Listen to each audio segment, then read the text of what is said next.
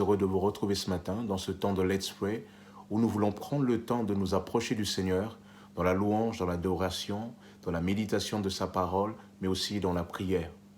Merci au Seigneur, merci pour chacun d'entre vous, tout d'abord pour les prières que vous avez adressées au Seigneur en ce qui concerne la santé de mon épouse et moi. Nous allons bien par la grâce de Dieu et c'est ainsi que je peux être là ce matin avec vous dans ce temps de Let's Pray. Sans plus tarder, nous allons remettre ces instants entre les mains du Seigneur.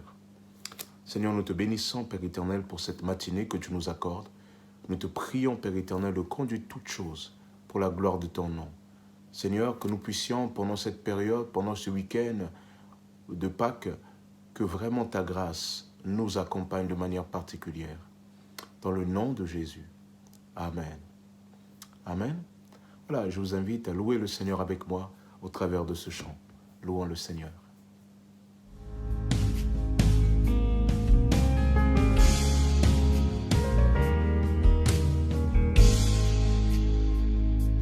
Tu m'as ébloui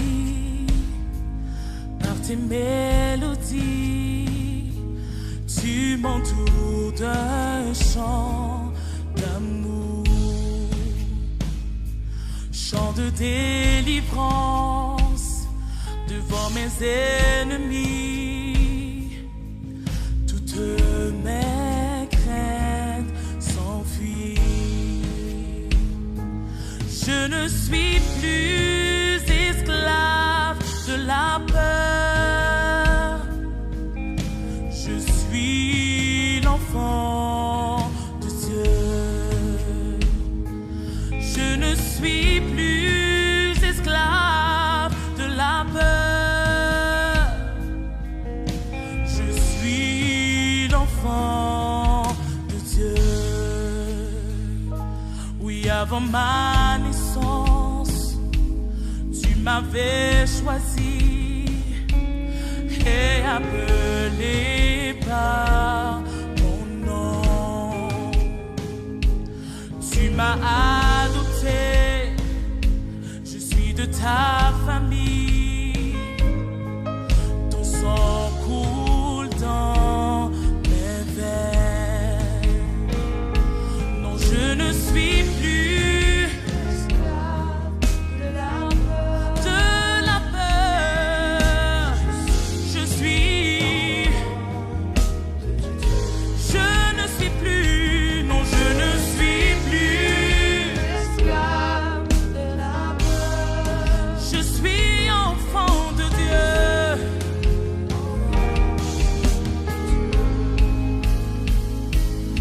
avant ma naissance, tu m'avais choisi et appelé par mon nom.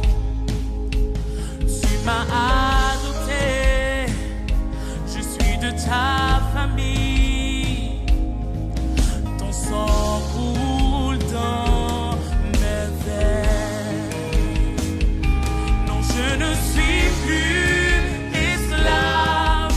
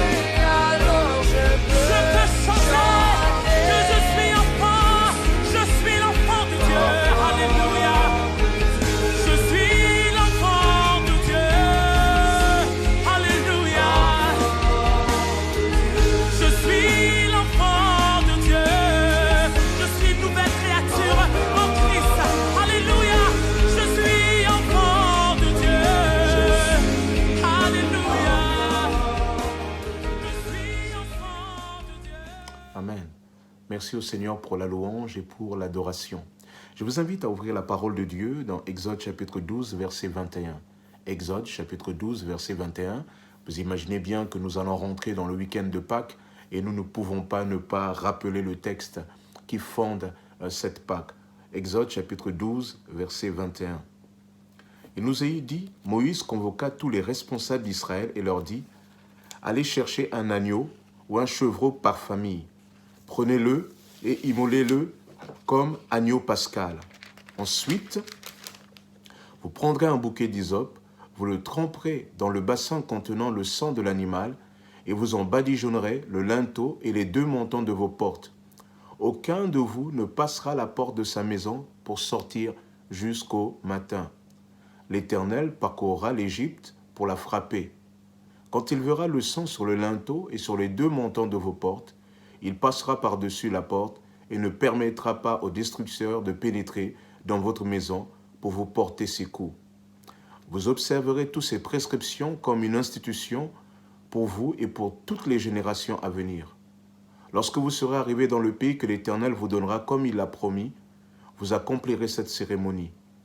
Lorsque vos enfants vous demanderont ce qu'elle signifie pour vous, vous leur répondrez, c'est le sacrifice de la Pâque en l'honneur de l'Éternel qui a passé par-dessus les maisons des Israélites en Égypte lorsqu'il a frappé l'Égypte et qu'il a préservé nos familles. Amen. Amen. Que Dieu soit béni. Je le disais, nous sommes dans cette période de Pâques et lorsque nous réfléchissons à la Pâque, pour nous chrétiens, rappelle en dernier lieu la résurrection de Jésus. Mais cette fête de Pâques que nous fêtons régulièrement, que nous commémorons comme rappel de la résurrection de Jésus-Christ, trouve son origine dans cet épisode qui nous est rapporté ici.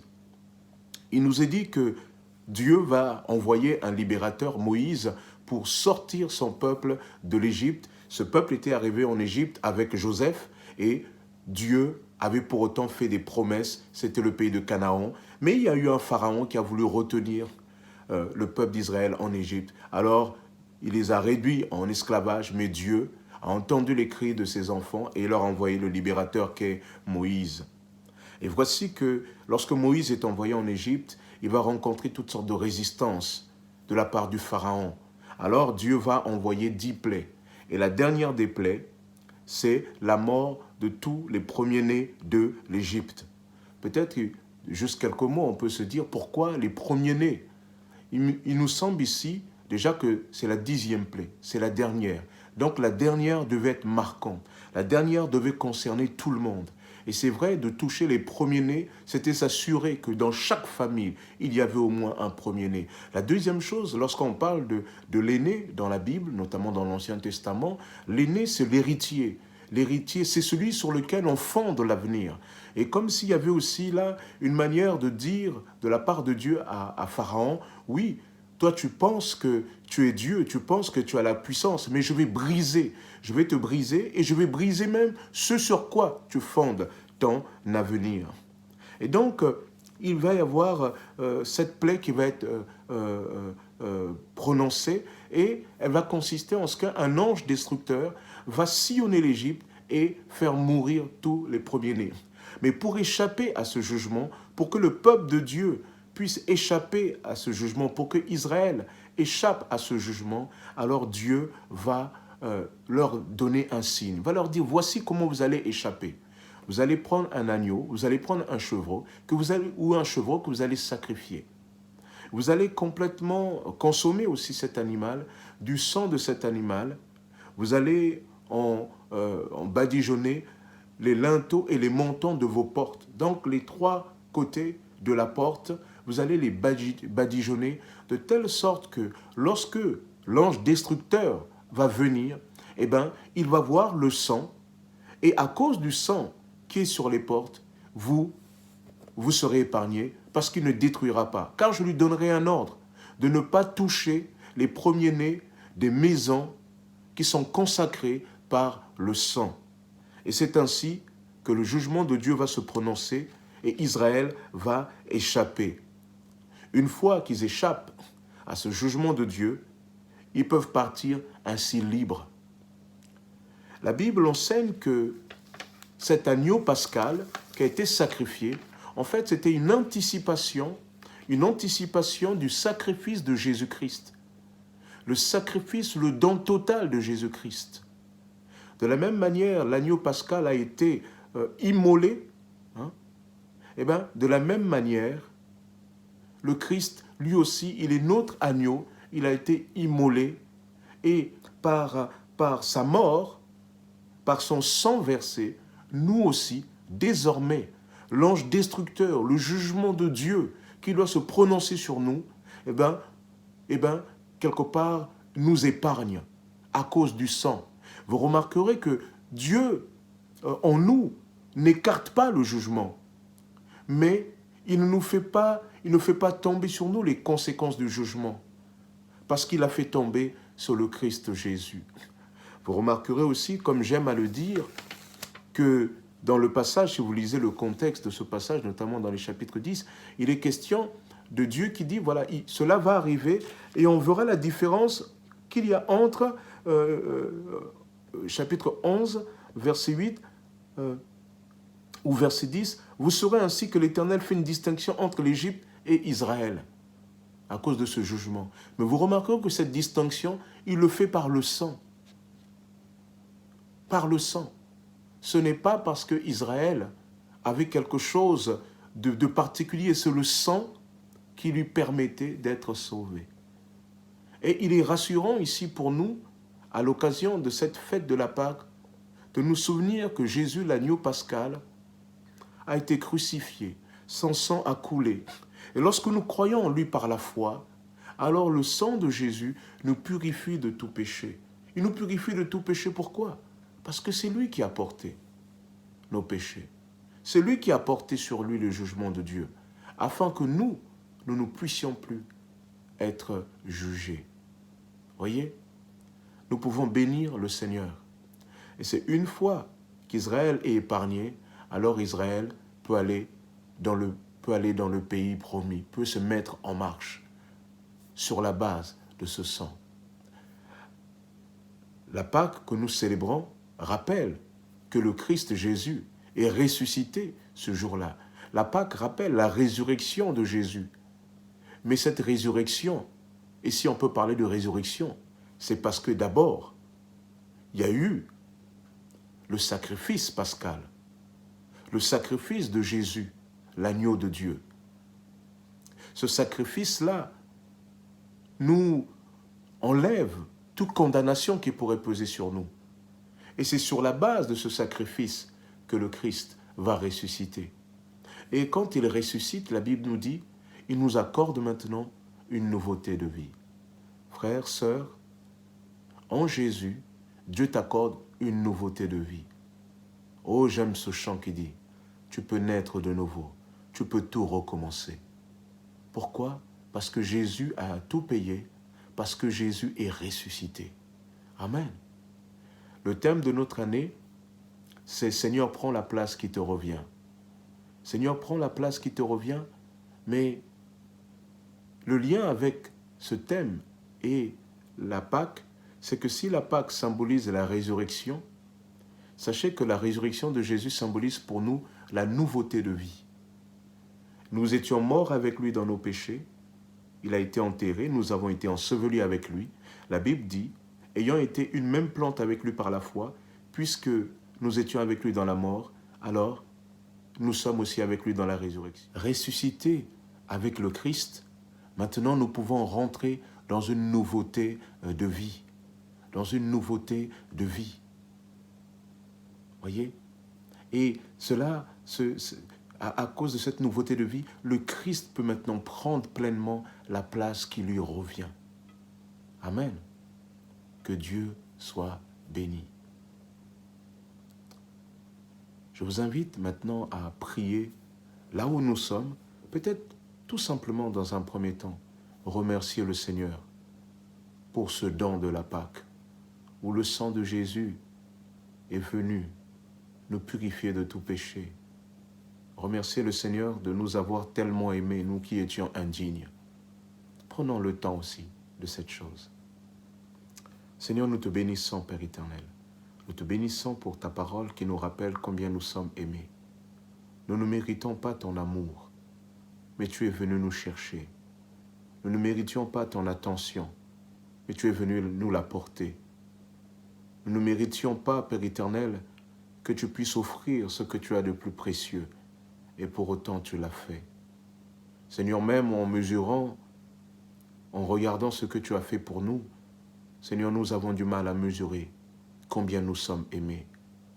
Seigneur, comment rationnellement imaginer que le Dieu du ciel soit venu s'offrir pour des créatures insignifiantes? Mais Père, nous avons de la valeur à tes yeux. Seigneur, tu as placé en nous ton image, tu nous as fait à ton image, et nous avons de la valeur à tes yeux. Seigneur, ces choses-là, nous les acceptons par la foi, tellement que nous nous sentons indignes, tellement en nous il n'y a rien qui appelle à ce mérite, à ce don immérité. Seigneur, alors nous acceptons par la foi. Merci pour ton grand salut. Merci pour ton amour. Merci pour ta grâce. Merci pour ce que tu fais pour nous chaque jour. Ô Père, que ton nom soit béni. Que ton nom soit célébré, Père. Ô Jésus, béni sois-tu, toi qui es venu mourir à la croix pour nos péchés. Merci Seigneur. Merci. Alléluia. Dans le nom de Jésus. Amen. Je vous invite à ce qu'on puisse prier pour ces personnes autour de nous qui ont besoin de la grâce de Dieu. Ce matin, je t'invite à songer particulièrement à une personne qui, en ce moment, a besoin d'expérimenter, peut-être en raison du contexte, plus particulièrement, la grâce de Dieu. Remettons ces personnes ce matin entre les mains du Seigneur. Amen. Seigneur, nous te bénissons, Père éternel. Tu vois ces personnes autour de nous qui ont besoin de ta grâce, qui ont besoin de l'action de ton Esprit Saint, qui ont besoin que tu viennes les chercher. Seigneur, certains ne sont pas attirants parce qu'ils sont rebelles, récalcitrants. Mais Père, c'est ce que nous étions. Je te prie, Seigneur, véritablement, de manifester ta grâce et de manifester ta compassion. Seigneur, nous intercédons pour ces personnes qui ont besoin de toi, pour ses voisins, pour ses amis, pour ses proches, à qui nous témoignons jour après jour et qui se détournent toujours de toi.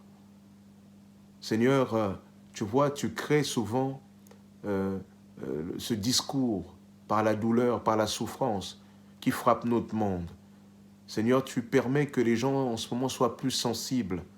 Et c'est ainsi que ces personnes pour lesquelles nous te prions sont plus que jamais ébranlées. Nous te prions, Père éternel, qu'à travers ces moments difficiles par lesquels ils passent, tu puisses te révéler à ces cœurs, tu puisses te manifester à ces vies, parce que ces personnes ont besoin de toi.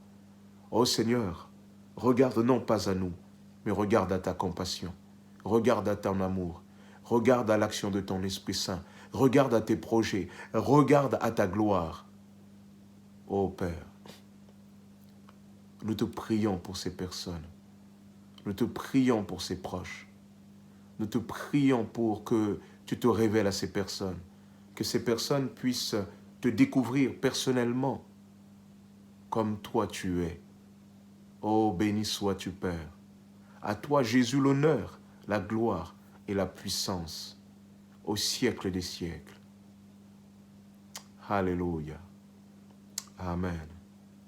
Je vous invite aussi, là où nous sommes, à prier. Vous savez qu'en ce moment, il y a une montée un peu plus épidémique de cette pandémie, où on a de plus en plus de cas. Lorsque j'ai des personnes au téléphone, un peu autour de moi, j'entends beaucoup de cas positifs. Alors prions pour l'église d'Argenteuil, pour l'église en action, pour que véritablement le Seigneur la garde, pour que le Seigneur véritablement se manifeste, préserve ses enfants, qu'il n'y ait pas plus de conséquences. Prions. Seigneur, nous voulons te prier pour les frères et sœurs qui sont détectés positifs. Seigneur, selon les cas, certains déclenchent des symptômes, d'autres n'en ont pas, sont asymptomatiques. Père éternel, merci pour ceux qui ne développent pas de symptômes. Mais Seigneur, nous voulons aussi, Père éternel, te remercier pour les autres parce que tu vas les garder. Nous te prions de les préserver. Nous te prions de les garder dans la paix. Nous te prions de faire en sorte, Père éternel, que ta grâce soit sur tes enfants. Seigneur, elles ont besoin de toi. Garde-les dans la paix. Communique à leur esprit une paix surnaturelle, une paix que toi seul crées, une paix qui n'est pas liée aux circonstances, une paix qui fait que nous sommes gardés quand nous passons lorsque nous traversons la vallée de l'ombre de la mort. Garde tes enfants, Père éternel. Seigneur, que par leur attitude, ils puissent être des témoins par la paix, en manifestant la paix que tu mets en eux. Seigneur, garde l'Église d'Argenteuil. Nous te remercions parce que jusqu'à présent, tu nous as gardés de décès. Tu nous as gardés, Père éternel, de choses graves. Seigneur, nous reconnaissons notre petitesse. Nous reconnaissons nos limites. Nous reconnaissons que nous sommes des enfants. Seigneur, avec nos diplômes, avec notre âge, aussi avancé qu'il soit pour certains, nous venons à toi comme des enfants. En te priant, Père éternel, de nous protéger, de protéger ton Église, Père éternel. Oh, tu dis que celui qui demeure à l'abri du Très-Haut repose à l'ombre du Tout-Puissant. Alors, Seigneur, nous voulons demeurer sous ton abri. Nous voulons nous reposer à l'ombre du Tout-Puissant. Alors, Seigneur, je te prie pour tes enfants, ceux qui ont des problèmes respiratoires, je te prie de les garder, de les préserver, Père éternel. Et je te prie, Père éternel, qu'ils puissent aussi rencontrer les bons médecins pour qu'on puisse leur apporter le soin nécessaire pour la gloire de ton nom. Béni sois-tu, Jésus. Amen. Amen. Je vous invite aussi à prier pour ce week-end, pour ce culte de Pâques, où nous avons aussi un invité, Georges Kopp, qui sera avec nous. Et ça sera aussi l'occasion de commémorer la mort et la résurrection, surtout de Jésus. Prions pour ce week-end, pour que le Seigneur vraiment garde de toute contamination, que nous puissions être parfaitement dans les mesures barrières, mais au-delà de mesures, que la grâce de Dieu nous couvre. Amen. Prions. Seigneur, je te remercie, Père éternel, pour ce week-end. Nous te prions, Seigneur, de manifester ta grâce, de manifester ta gloire. Seigneur, nous avons besoin de toi et nous avons besoin de l'action de ton Esprit Saint. Jésus, garde-nous, préserve-nous, Père éternel. Je te prie, Père éternel, que ce week-end soit un week-end où le message de Pâques va être communiqué. Seigneur, tu bénis, Père éternel, ce message qui sera apporté par ton serviteur Georges Kopp. Seigneur, tu bénis aussi cette traduction, Père éternel, pour qu'elle puisse être le plus clair possible, afin que ton esprit puisse parler au cœur. Jésus, je te prie de te manifester puissamment dans les vies. Seigneur, aussi bien pour ceux qui seront présentiels que ceux qui seront au loin. Manifeste ta grâce, Père, dans le nom puissant de Jésus. Amen. Amen. Amen. Amen. Enfin, vous savez que Pâques, on l'a dit tout à l'heure, c'est la libération. Peut-être qu'il y a quelque chose avec lequel tu as du mal. Caractère, personnalité, addiction, que tu as envie de t'en libérer. Profitons aussi de ce temps de Pâques pour demander la grâce de Dieu sur chacun de nous, sur ce qui nous empêche pleinement de rentrer dans les choses de Dieu. Élevons la voix pour cela. Seigneur, je te prie, Père éternel, de manifester ta grâce sur notre Église, sur les frères et sœurs. Seigneur, en lien avec ce message de Pâques, qui est le message de la libération, Seigneur, souffle un vent de liberté, un vent de délivrance, un vent de libération de toute forme de captivité, quelle qu'elle soit, dans le nom puissant de Jésus. Seigneur, nous avons besoin de toi parce que c'est toi qui libères les captifs. C'est toi qui rends libres les opprimés. Ô Père, nous te prions pour tes enfants qui attendent ton action puissante, Père. Agis en chacun de nous, pour la gloire de ton nom. Béni sois-tu, Père. À toi, Jésus, l'honneur, la gloire et la puissance, au siècle des siècles. Amen. Amen. Amen. Que le Seigneur vous bénisse, que le Seigneur vous fortifie. En tout cas, Je le dis toujours lorsque nous prions, restons dans la confiance au Seigneur.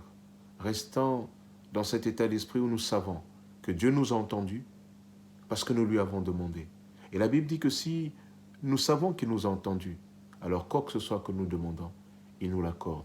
Alors recevons d'abord par la foi, recevons d'abord dans l'invisible, afin que les choses se manifestent dans le visible de Dieu aussi. Amen. Que Dieu soit béni, que le Seigneur vous fortifie et vous fasse du bien tout le long de cette journée, dans votre travail, aussi bien à la maison que dans vos déplacements, que Dieu vous garde. Et nous nous retrouvons ce week-end autour du thème de la Pâque. Que le Seigneur vous bénisse, restez connectés en Jésus.